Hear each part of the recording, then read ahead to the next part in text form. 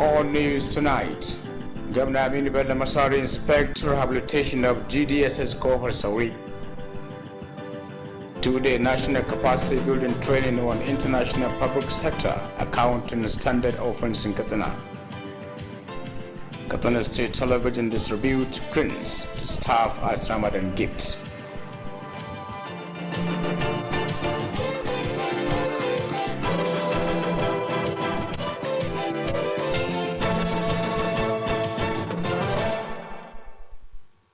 A very good evening to you all. Thanks for joining us on News Tonight. I'm Musa Osman. Governor Aminu Bello Masari has inspected the ongoing rehabilitation work at the government secondary school Kopasori in Katsina Metropolis. Government House correspondent Pian Musa reports that the governor paid a visit alongside the secretary to the government of the state, Alhaji Mustafa Mohammed Inua, the Commissioner of Education, Dr. Badamas Lower Chiranchi, and some government officials. The reports. The ongoing rehabilitation work is being carried out by the National Research Institute for Chemical Technology Zaria. The project, which was categorized in phases, involves rehabilitation of classes, laboratories, assembly hall, staff room, toilet facilities, provision of water supply, among others. Governor Aminu Bello Masari and his entourage were conducted around various sections of the school by the principal of the senior wing, Malang Nura Ibrahim Elladan, and other management staff of the school.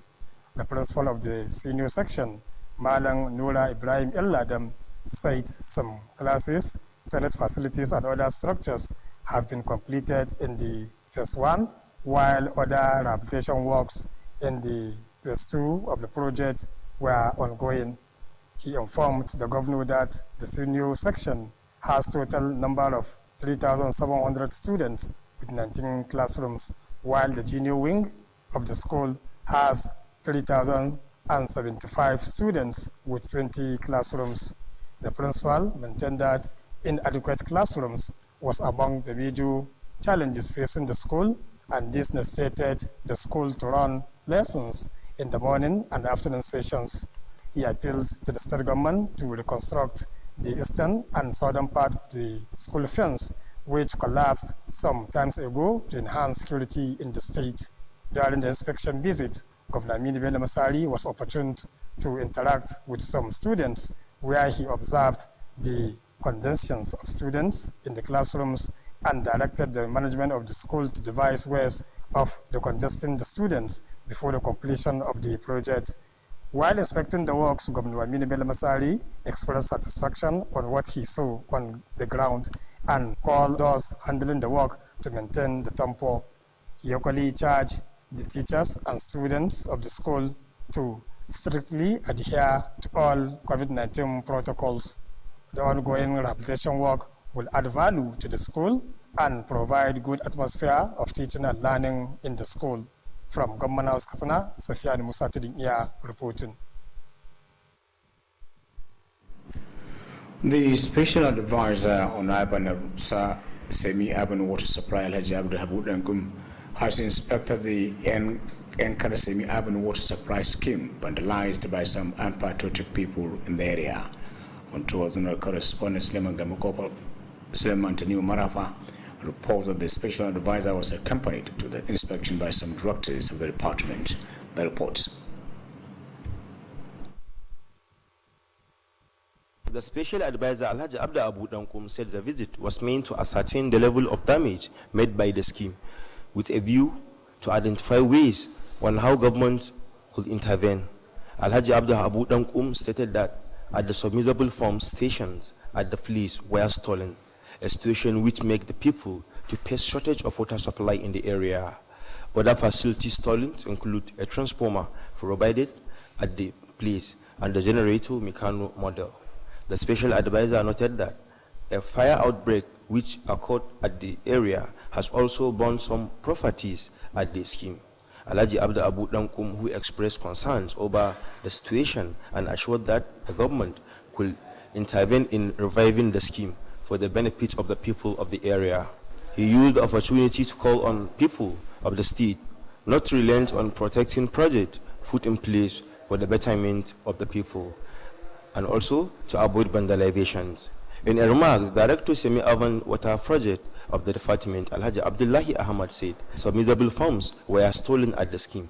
Other speakers during the visit include the village head of Ankara, Alhaji Abdu Adamu Zangina, and the Secretary of Ankara Development Forum, called for government intervention in reviving the scheme.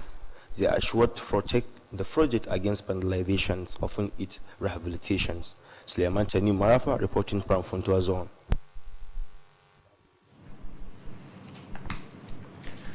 A two-day national capacity building training on preparation and presentation of international public sector accounting standard has been opened in Katsina. Correspondent Mohammed Rabu Gapi reports that the capacity building training is taking place at the conference hall of Katsina State Secretariat. His reports. The two-day capacity building training was participated by financial officers of the three tiers of government at the state and federal levels. The training was meant to acquaint the participant with the knowledge of acquiring accounting, complaint, and general purpose financial statement (GPFS) using IPSAS. Opening the training, the Accountant General of Federation Alhaji Ahmed Idris, represented by Alhaji Usman Abubakar, called on the participants to make good use of what they will be taught during the training.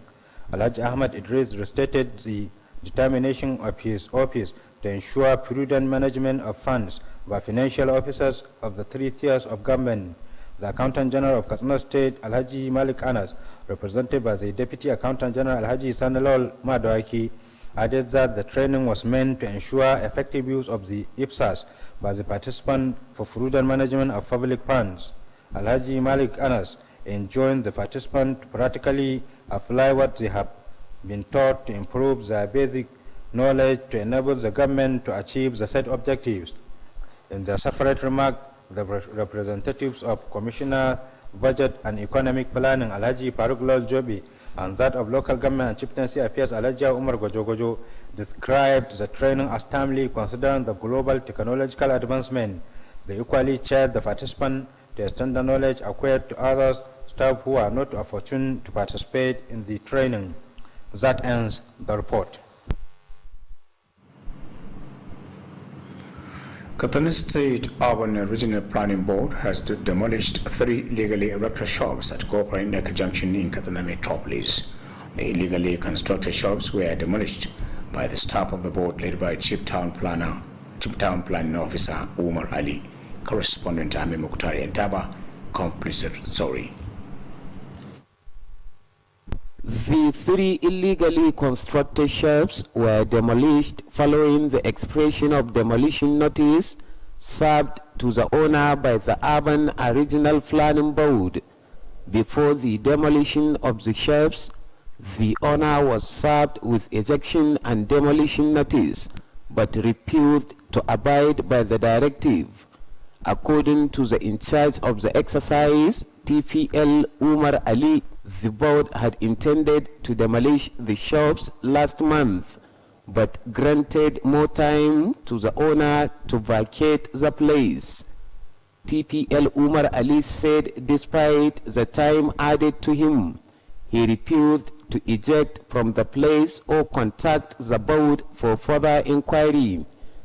The in charge added that the demolition of the shops followed series of complaints that the structure was causing accidents on daily basis, as the shops covered both sides of the Kopar Endaka junction.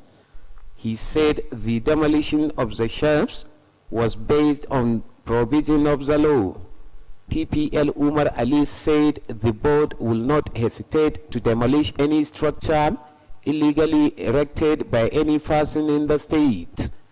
Also, in a remark, a senior town planning officer, TPL Najib Zakka, who is also in the demolition team, said it was the second time the board has demolished such illegally built shops. TPL Najib Zakka, who expressed concern over the attitude of some people who erect structure on waterways, said the act contributed to various environmental problems in the state. Ahmad Mokhtar Entaba, reporting for Kttv News. All arrangements have been concluded for the commencement of Ramadan Tafsir at Tutan Safa Locus Jumat Masjid in Katsina Metropolis. This is contained in a press release signed by Kabul Lawo Jibia and made available to Kttv Newsroom. According to the release, the tafsir is to be conducted by Malam Lima Abba from 4:30 in the evening every day. The release advised Muslims to acquaint themselves with the blessings of the Ramadan by engaging into various forms of ibadat. The release also drew the attention of Muslims to use the Ramadan month in praying for the prevalence of peace and stability in the state and the country as a whole. Over to our commercial department for our message.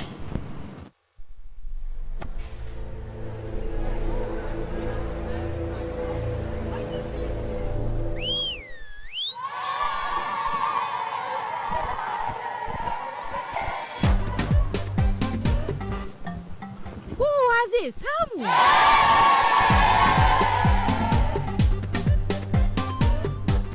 Da dunkule da garin Mr. Chef's ne. Kowace miya abar marmari ce.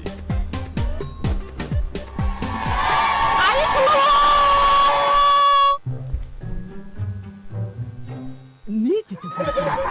Mr. Chef mai sanya marmarin gaske. Ooh la la. Sweet.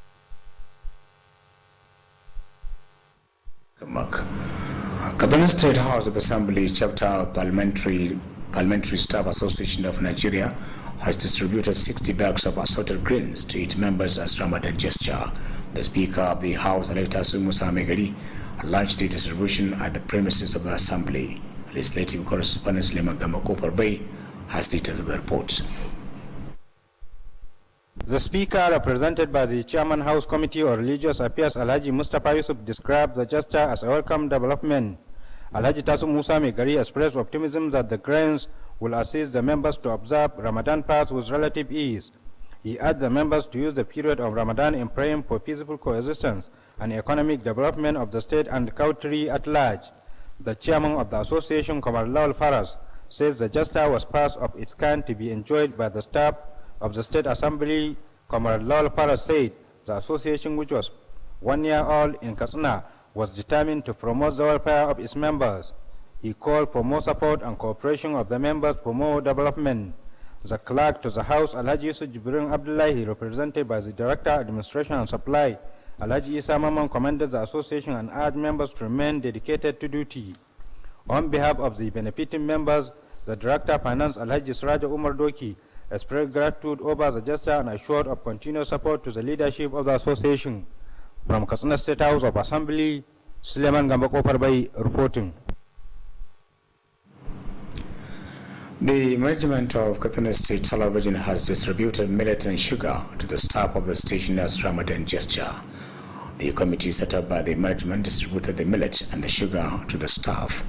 Distributing the items, the chairman of the distribution committee, Alhaji Abdul Hamza, said the gesture was meant to assist the staff to conduct Ramadan fast with relative ease. Alhaji Abdul Hamza, who is also the corporate affairs manager of the station, said all the staff, casuals and voluntary staff have benefited with the gesture. He said similar gesture is being extended to the staff on an annual basis as part of the welfare packages by the management of the station. The corporate affairs manager expressed appreciation to the general manager for the gesture, assuring that the committee will ensure judicious distribution of the grains.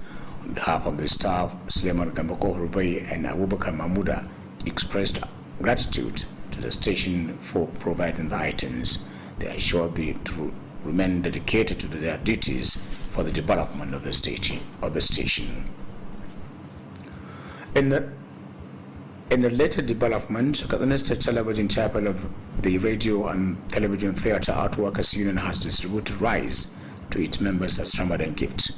Launching the distribution, the Kttv Ratau Chapel Chairman Alhaji Halliru Mewada Masanawa, represented by the Financial Secretary, Comrade Adam Sani, said the gesture was meant to assist the members to pass with relative ease. Alhaji Halliru Mewada, who said the chapel has been rendering such assistance to members on an ordinary basis during the Ramadan period, showed commitment to continue initiating programs that will improve the welfare of its members. He called on members to reciprocate the gesture by remaining hardworking and dedicated to their assigned duties. On behalf of members, Sabi Ulawa thanked the chapel for the gesture, saying it will no doubt assist them during the Ramadan period.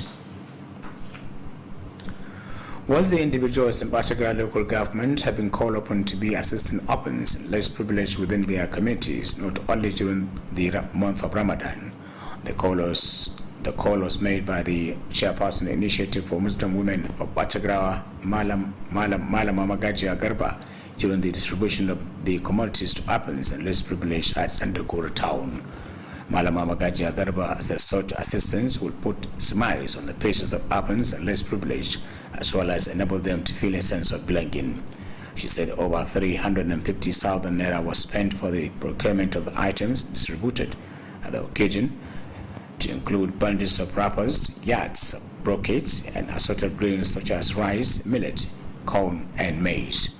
In their separate remarks, the village head of Andagoro Alhaji Mutaka Magaji and Malama Hafsat Umar Canada spoke at length on the significance of assisting orphans and less privileged.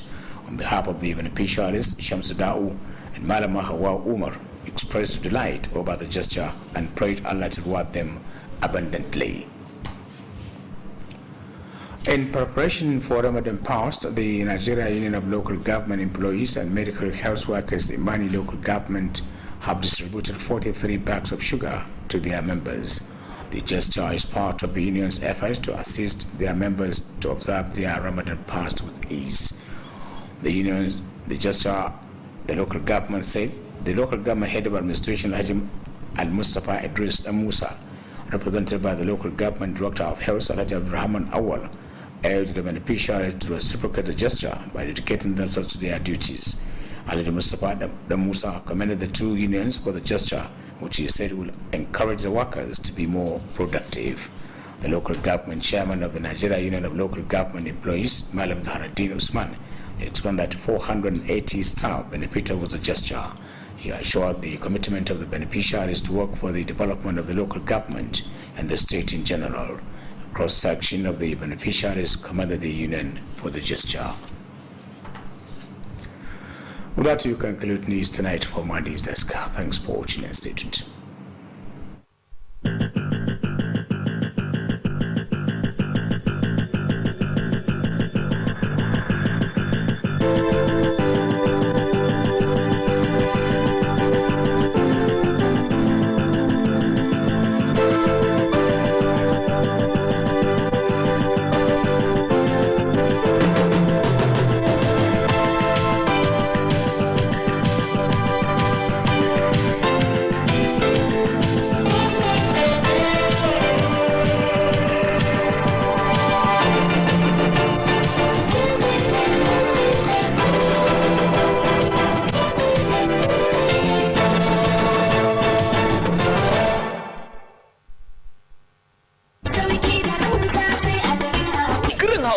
Cibiyar kasuwanci mai tafiya daidai da zamani, an kawo atamfofi manya da kanana, ga lesussuka da material akwai kuma shadda trouser, ga bangaren jukkuna da takalma na mata da na maza, akwatunan troli, kayan yara yan kanti, takalman mata manya da kanana, akwai kuma dogayen riguna na mata yan kwalisa, akwai shagon waya salula da kayanta, nau'in wayoyin android da masu malatsai na zamani, ga kuma bangaren kayan dinki, sayan ɗaya ko sari, nau'in zalurruka da zubzub, akwai kuma zaren ulu da mata masu aikin saka. Mu leƙa bangaren kayan kicin, za ku ga kuloli da plate da duk wani nau'in kayan kicin ana saidawa. Akwai bangaren awarwaro yan kunna da sarka, ga kuma bangaren kayan kamshi nau'i kala-kala. Greenhouse Katsina sun kuma kawo kayan electronics, za ku samu manya da ƙananan fridge, ga kuma TV plasma, generators da fankoki masu ɗaukar caji. Greenhouse Katsina suna nan a titin IBB daura da tsohuwar information daga tsallaken yamma a nan birnin Katsina.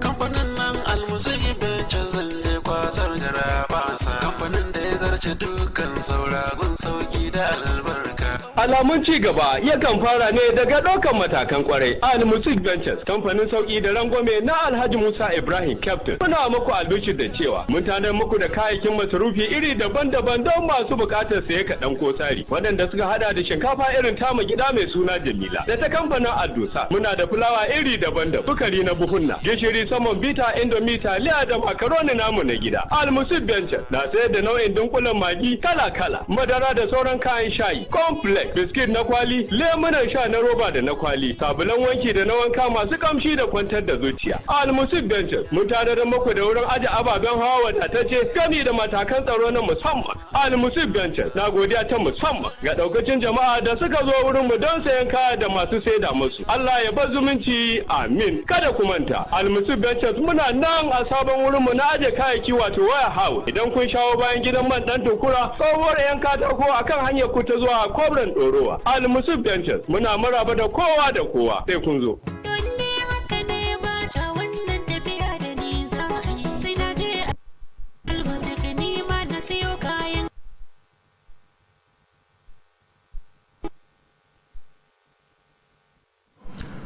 Masallacin Juma'a na Dutsen Safe Locals da ke nan cin garin Katsina na sanar da jama'a musulmi cewa za a fara tafsir na Alkur'ani mai girma wanda liman Abba zai gabatar a masallacin Juma'a na Dutsen Safe Locals, da wato za a fara tafsirin ne da misalin karfe 4:30 na yamma a kullum. Allah shi ba da ikon zuwa, amin.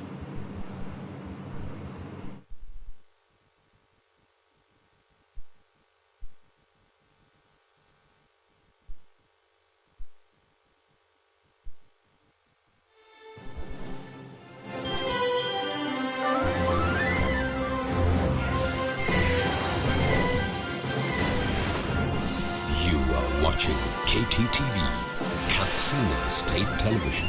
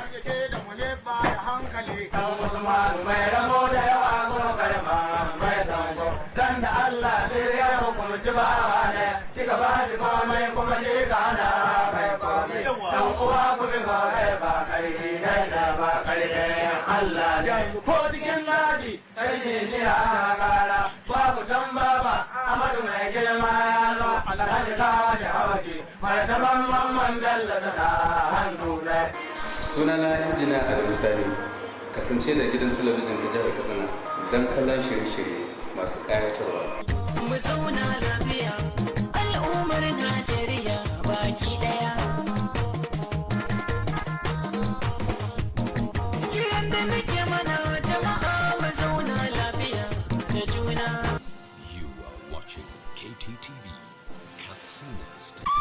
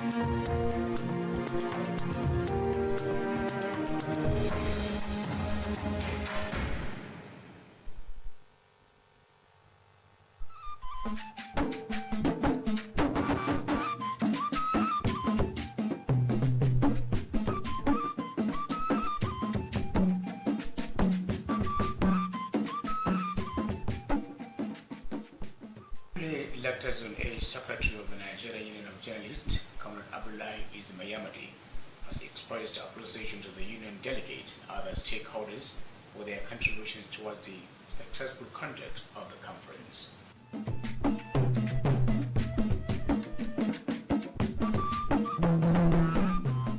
Sunana Musa Usman, ku kasance da gidan talabijin jihar Katsina Kttv domin kallon ƙayatattun shirye-shirye.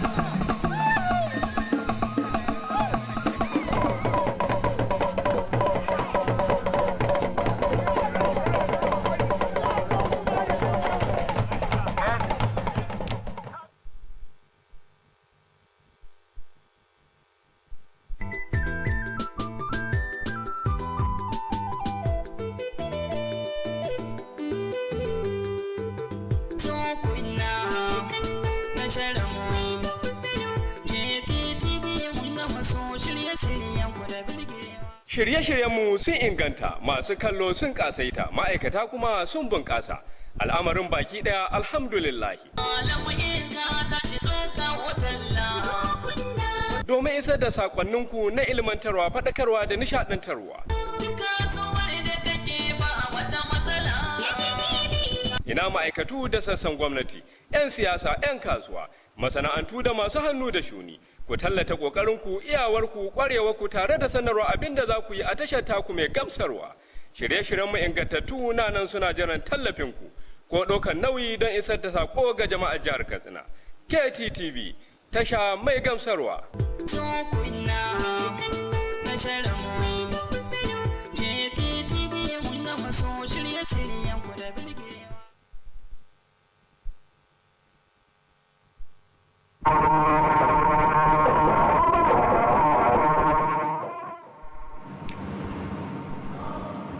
Labaran namu na daren yau, gwamna Aminu Bello Masari ya ziyarci aikin gyaran sakandaren gwamnati da ke kofar Sauri. An kaddamar da taron bita na wuni biyu a kan tafiyar da harkokin kudaden al'umma na zamani wato IPSES. Kttv ta raba hatsi ga ma'aikatanta a matsayin tallafin Ramadana.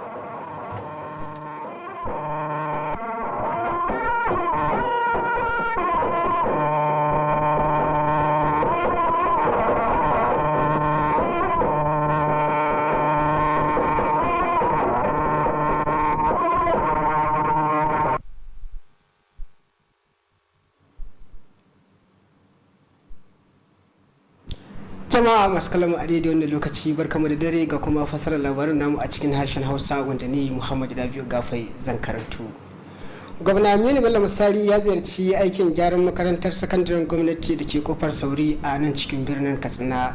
Wakilin na fadar gwamnati Sufiyanu Musa Tudun iya ya ba mu rahoton cewa gwamnan ya kai ziyarar ne tare da sakataren gwamnati Alhaji Mustapha Muhammad Inuwa game da kwamishinan ilimi da Kttv da masu lawar caranci da sauran masu ruwa da tsaki ga kuma rahoton da ya hada mana. Aikin gyara makarantar da ake gudanarwa a halin yanzu cibiyar da ke bincike akan gwaje-gwajen sinadaran kimiyya ta kasa da ke Zaria wato National Research Institute for Chemical Technology a turanci ke gudanar da shi. Aikin wanda aka sa shi a kan matakai daban-daban sun hada da gyara azuzuwa da dakunan gwaje-gwajen kimiyya da fasaha da kuma dakin taro na ɗalibai da bangare na malamai da kuma bayika da samar da ruwan sha da dai sauransu. Shugaban makarantar na bangaren manyan ɗalibai Malam Nura Ibrahim Ladam shine ya zaga da gwamna Aminu Bello Masari da tawagar sassa daban-daban da ke cikin makarantar tare da jagorancin wasu daga cikin shugabanni na makarantar. Shugaban wannan bangare na manyan ɗalibai na makarantar Malam Nura Ibrahim Ladam ya bayyana cewa wasu daga cikin azuzuwa da bayika da kuma sauran gine-gine da aka kammala su a mataki na farko na wannan aiki, a yanda halin yanzu ake gyara wasu azuzuwan da dai sauransu a mataki na biyu na wannan aikin. Ya shaida wa gwamnan cewa a bangaren manyan ɗalibai na makarantar akwai kimanin ɗalibai 3,400 tare da azuzuwa guda 19, sai kuma bangaren ɗalibai kanana daga aji 1 zuwa 3 da ke da adadin ɗalibai 375 da kuma azuzuwa guda 20. Shugaban ya kara da cewa karancin azuzuwa na daga cikin manya-manyan kalubalen da makarantar ke fuskanta, wanda hakan ne ya sa makarantar ke gudanar da darasi ga ɗalibai da safi zuwa kuma yamma a kowace rana. Ya kira ga gwamnatin jiha da ta sake gina katanga daga bangaren gabashin makarantar zuwa kudancin makarantar inda ta faɗi, wanda hakan zai taimaka wajen inganta tsaro a cikin makarantar. A lokacin wannan ziyarar duba aikin gwamna Aminu Bello Masari ya samu damar ganawa da wasu ɗalibai, a inda ya lura da cewa azuzuwan da ke makarantar cike suke da ɗalibai, sannan kuma ya ba da umarni ga hukumar makarantar da ta ɗauki kwararren matakan da ya dace domin ganin an rage cunkoson ɗalibai kafin a kammala waɗannan ayyukan. A yayin da yake diba ayyukan da aka gudanar, gwamna Aminu Bello Masari ya bayyana gamsuwa kan matakan ayyukan da ya gani a halin yanzu, sannan kuma ya kira ga wanda suke gudanar da wannan aikin da su dore da wannan kyakkyawan aiki. Haka zalika ya buƙaci malaman da kuma ɗaliban makarantar da su tabbatar cewa sun bi dukkanin ƙa'idoji na samun kariya akan cutar covid-19. Wannan aikin gyara makarantar da ake a halin yanzu ko shakka babu zai kara tagomashi da kuma inganta makarantar gami da samar da kyakkyawan yanayi na koyo da koyarwa. Daga gidan gwamnati, Sufyan Musa Tudun iya dauki da rahoton. Mai ba gwamnati shawara akan samar da ruwan sha a birane da matsakaitansu Alhaji Habu Dankum ya ziyarci cibiyar samar da ruwan sha ta 'yan kara da wasu marasa kishi suka lalata. Wakilinmu na shiyar Funtuwa Suleiman Tanimu Marafa ya ba mu rahoton cewa mai ba ma gwamnan shawara ya ziyarci gurin ne da sauran daraktocin hukumar, ga kuma rahoton da ya haɗa mana. Mai ba gwamnan shawaran Alhaji Abu Dankum ya ce ziyarar na da nufin zuwa da gani da ido akan banna da wuta ta yi ta gobara da kuma wasu bata gari da suka yi wadda suka yi awon gaba da wasu abubuwan da gwamnati samar domin samar da ruwan shan. Alhaji Abu Dankum ya bayyana cewa akwai injinan halba ruwa guda 17 wanda aka dauke a wurin, wanda ya bayyana cewa sanadiyar ɗauke abubuwan ya jefa mutanen yankin cikin matsalolin fuskantar samun ruwan sha. Sannan ya kara da cewa cikin abubuwan da aka ɗauke a madatsar ruwan sun hada da na'urar samar da hasken wutar lantarki ta transformer da injin samar da wutar lantarki na janareta wanda ke samar da wuta a wurin. Mai ba gwamna shawara ya kara da cewa an samu gobara wadda ce sanadiyar lalata wasu abubuwa da suke taimakawa wurin samar da ruwa a madatsar ruwan. Alhaji Abu Dankum wanda bayyana rashin daɗin shi akan lamarin, sannan ya ba da tabbacin gwamnati wurin tallafawa da ganin ta gyara madatsar ruwan domin samar da ruwan sha ga al'ummar yankin. Sai ya amfani da wannan dama ya yi kira ga al'ummar jihar nan da su tabbatar da suna kare dukkanin wasu ayyuka da aka yi domin su daga masu lalatawa ko masu daukewa. A nashi jawabin, daraktan samar da ruwan sha na yankin karkara Alhaji Abdullahi Ahmad ya ce akwai injinan halba ruwa guda 17 da aka yi awon gaba da su a madatsar ruwan. Sauran waɗanda suka maganta a lokacin wannan ziyara sun hada da mai garin Yankara Alhaji Abdu Zangina da sakataren kungiyar cigaban al'ummar Yankara, wanda suka yi kira ga gwamnati da ta kawo masu agaji da tallafi a madatsar ruwan, sannan suka ba da tabbacin kare kayayyakin nasu idan an gyara daga lalatawa. Ƙarshen rahoton kenan. Suleiman Tani Marafa daga shiyar Funtuwa. An kaddamar da taron bita na wuni biyu ga yadda za a tafiyar da harkokin sabon tsarin tafiyar da kudaden al'umma na zamani wato IPSAS a nan Katsina. Wakilinmu na Kttv ya ba mu rahoton cewa taron bitar ya gudana a ɗakin taro na sakatariyar jihar nan, ga kuma rahoton da ya haɗa mana. taron bitan na wuni biyu ya samu halartar jami'ai na bangarorin hada-hadar kuɗi na sassan gwamnatoci guda uku a bangaren jiha da kuma matakin tarayya.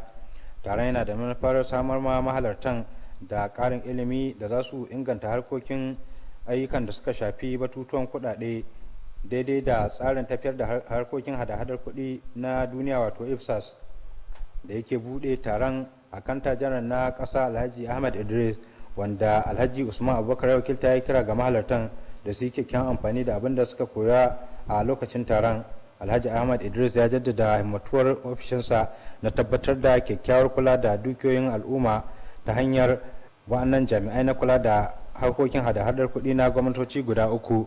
Akanta janar na jihar Katsina Alhaji Malik Anas, wanda mataimakinsa Alhaji Sani Lawa ya wakilta, ya kara da cewa wannan horo yana da manufar tabbatar da cewa ana yin amfani da tsarin tafiyar da harkokin hada-hadar kuɗi na duniya wato IFSAS daga mahalartan domin ganin an kula da dukiyoyin al'umma yadda ya kamata. Alhaji Malik Anas ya buƙaci mahalartan da su yi amfani da ilimin da suka samu ta a aikace domin inganta ilimin su na tafiyar da harkokin kuɗi don cimma kudurin da aka sa gaba. A jawabansu daban-daban, wakilan kwamishinan kasafin kuɗi da tattalin arziki Alhaji Faruk Lawal Jobe da na ƙananan hukumomi da masarautu Alhaji Yawo Umar Gwajo-Gwajo sun bayyana wannan taro a matsayin wani abu da ya zo a kan lokaci ta la'akari da irin canje-canje da ake samu na kimiyya a duniya. Sun kuma buƙaci mahalartan da su isar da wannan ilimin da suka samu ga waɗanda ba samu dama halarta ba. Ƙarshen rahoton kenan. Hukumar tsara birane ta jihar Katsina ta ruse wasu shaguna da aka gina ba bisa ka'ida ba a kofar 'yan daka da ke nan cikin birnin Katsina. Shagunan da aka rushe ma'aikatan hukumar ne suka rushe su, wanda wani babban jami'in hukumar ya jagoranta. Wakilinmu Ahmad Mukutar 'yan taba ya haɗa mana wani rahoto da za ku gani daga ɗakinmu na shirya labaru. Waɗannan shaguna uku da aka rushe waɗanda aka gina ba bisa kan ƙa'ida ba, hakan ya biyo ƙarewar wa'adin da hukumar tsara birane ta jihar Katsina ta bayar ga wanda ya gina shagunan. Kafin gudanar da rushe waɗannan shaguna, an dai samar da takarda ga wanda ya gina su domin ya tashi daga wannan wuri, sai dai ya ƙi, kamar yadda babban jami'in da ya jagoranci rushe shagunan ya bayyana, wato TPL Umar Ali. Hukumar ta tsara rushe waɗannan shaguna a watan da ya gabata, to amma an ƙara lokaci ga wanda ya gina shagunan domin ya bar wurin. TPL Umar Ali ya ce duk da wannan lokaci da aka ƙara mashi, ya ƙi ya bar wannan wuri, a sabili da haka ne hukumar ta yanke wannan shawara. Babban jami'in ya ƙara da cewa rushe waɗannan shaguna ya biyo bayan korafe-korafe da al'umma suka kai na cewa shagunan sun kare bangarori biyu na wannan hanya, wanda hakan ke jaza hatsira a kowace rana. Ya bayyana cewa rushe shagunan an yi shi ne bisa kan doka da oda kamar yadda doka ta tanada. TPL Umar Ali ya tabbatar da cewa hukumar ba za ta yi ƙasa a gwiwa ba wajen rushe dukkanin wani gini da wani mutum ya yi ba bisa ka'ida ba. Haka zalika shi ma da yake magantawa, babban jami'i na tsara birane a wannan hukuma Najib Zakka, wanda shi ma yana cikin wannan tawaga, ya bayyana cewa wannan ne karo na farko da hukumar ta rushe shaguna a wannan wuri. TPL Najib Zakka, wanda ya bayyana damuwa akan halayyar wasu mutane na gine-gine akan hanyoyin ruwa, ya ce hakan na bayar da gudunmawa ta fuskar kawo matsalolin muhalli a cikin al'umma. Ƙarshen rahoton kenan. Ahmad Muktar Intaba. An kammala dukkanin shirye-shirye domin fara gudanar da tafsiri azumin watan Ramadana a masallacin Juma'a na Dutsen Safe Locus da ke nan cikin birnin Katsina. Wannan na kunshe ne a cikin wata takardar manema labarai mai dauke da sa hannun Kabir Labuji Biya, kuma ya samar da ita a ɗakin labaru na Kttv. Kamar yadda takardar ta nuna, liman Malam Abba ne shine zai gudanar da tafsirin a masallacin, wanda za a fara da karfe 4:30 na kowace rana. Takardar ta shawarci musulmai akan su yi amfani da wannan watan Ramadana wurin tsunduma akan ayyukan alkhairi tare da addu'ar zaman lafiya da lumana a jihar nan da ma ƙasa baki ɗaya. Yanzu kuma za mu leƙa sashenmu na tallace-tallace domin ganin abin da suke ɗauke da shi.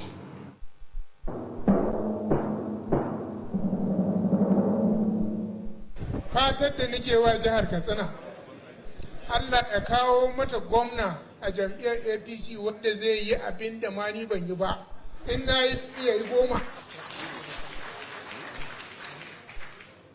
Kuma in yana yi a kalle shi ba a kalli bayan shi ba, domin yana yin abin da ya yi abin da ya gada. Ni abin da ke so kenan.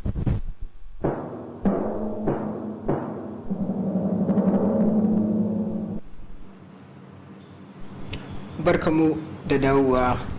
Kungiyar ma'aikatan majalisar dokoki ta jihar Katsina ta raba buhunan hatsi 60 ga mambobinta a matsayin tallafin Ramadana. Shugaban majalisar dokokin ta jihar Katsina Alhaji Tasu Musa mai gari shine ya kaddamar da rabon kayan a farfajiyar majalisar. Wakilin mu na majalisar dokoki Suleiman Gambo Kofar Bai na dauke da ci gaban rahoton.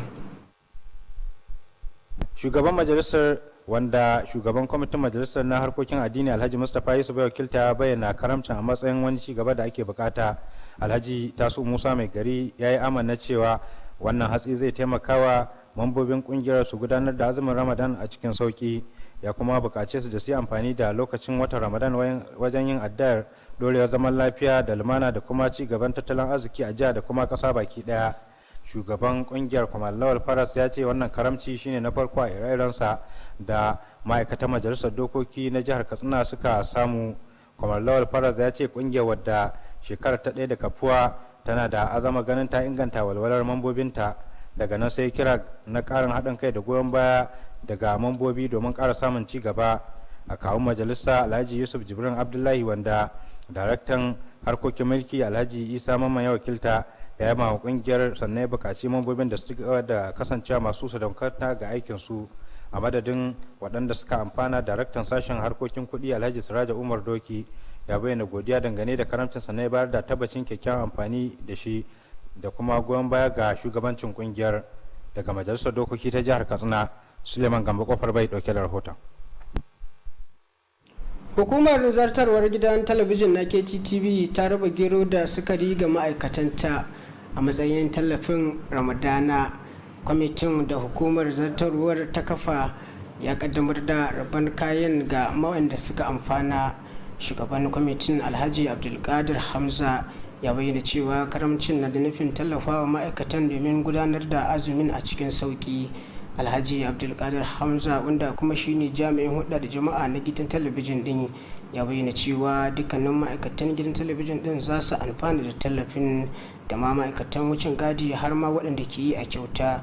Ya ƙara da cewa makamanciyar irin wannan karamci zai ci gaba da samuwa ga ma'aikatan gidan talabijin din, ya kuma yi kira gare su da su jajirce a yayin gudanar da ayyukansu. Jami'in hulɗa da jama'ar ya kuma yabawa da shugabancin gidan talabijin din tare da shan alwashin ci gaba da jajircewa a lokacin gudanar da aiki domin kwalliya ta biya kuɗin sabulu. A madadin ma'aikatan gidan talabijin din, Suleiman Gamba Kofar Bai da Abubakar Mamuda sun bayyana jin daɗin su a kan karamcin, sun kuma sha alwashin ci gaba da ba da goyon baya da haɗin kai tare da jajircewa a yayin gudanar da ayyukansu.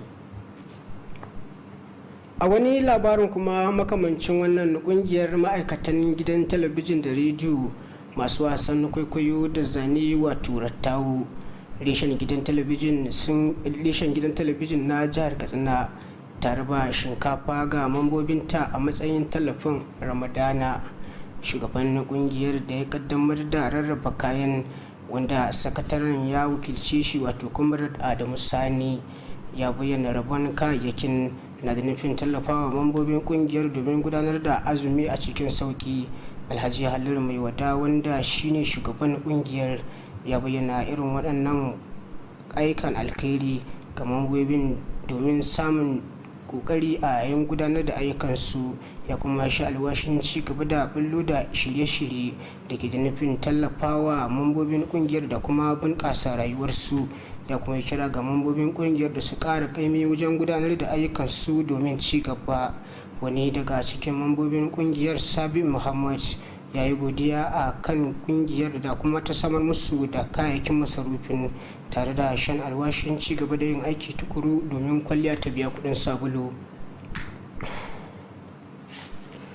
An yi kira ga masu hannu da shuni a karamar hukumar Batagarawa da su zamo masu tallafawa marayu da marasa karfi a lokacin watan Ramadana. Shugabar kungiyar mata musulmai ta ƙasa reshen karamar hukumar Batagarawa Malama Magajiya Garba ta wannan kira a lokacin kaddamar da rabon kayan masarufi a garin Ɗanɗagoro. Malama Magajiya ta bayyana tallafin a matsayin abin da ya dace wanda kuma ya kamata a tallafa ma marasa karfi domin su ma su samu damar gudanar da azumin su cikin sauki. Ta kara da cewa an kashe sama da naira 350 domin sayan kayayyakin da suka hada da gero, masara, shinkafa da sauransu. A jawabansu daban-daban mai garin Dandagoro Alhaji Muntaka Magaji da Malama Hafsat Umar Kanada sun yi magana mai tsawo a kan muhimmancin tallafawa marayu da sauran marasa karfi. A madadin waɗanda suka amfana, Shamsu Da'u da Malama Hauwa Umar sun bayyana jin daɗin su a kan karamcin. Ƙungiyar likitoci ta ƙasa reshen ƙaramar hukumar Mani ta raba sukari buhu 43 ga mambobinta a matsayin tallafin Ramadana. Karamcin na daga ƙoƙarin ƙungiyar domin tallafawa mambobin ƙungiyar domin su masu samu damar gudanar da azumin na Ramadana. Shugaban mulkin ƙaramar hukumar Alhaji Mustapha Idris Dan Musa, wanda ya samu wakilcin daraktan kiwon lafiya Alhaji Aliyu Abdulrahman Awal, ya yi kira ga waɗanda suka amfana da su zamo masu ƙwazo a lokacin ayyukansu. Alhaji Mustapha Dan Musa ya yaba ma ƙungiyar akan samar da kayayyakin. Shugaban ƙungiyar ma'aikatan ƙananan hukumomi Malam Zaharuddin Usman ya bayyana mutum 480 ne za su amfana da wannan tallafi. Wasu da suka amfana da tallafin sun godiya, sun kuma sha alwashin ci gaba da jajircewa a yayin gudanar da ayyukansu. Da kuma wani rahoton ne muka kawo ƙarshen labarin namu na wannan dare. Ni Muhammad Rabiu Gafe nake cewa mu kwana lafiya.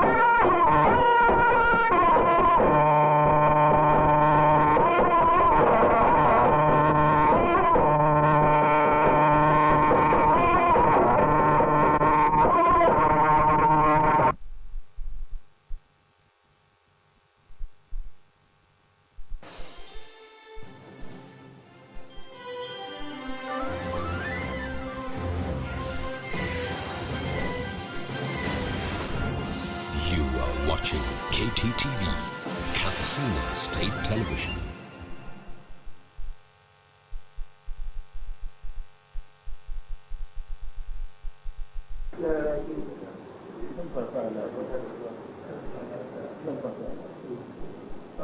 Thank you.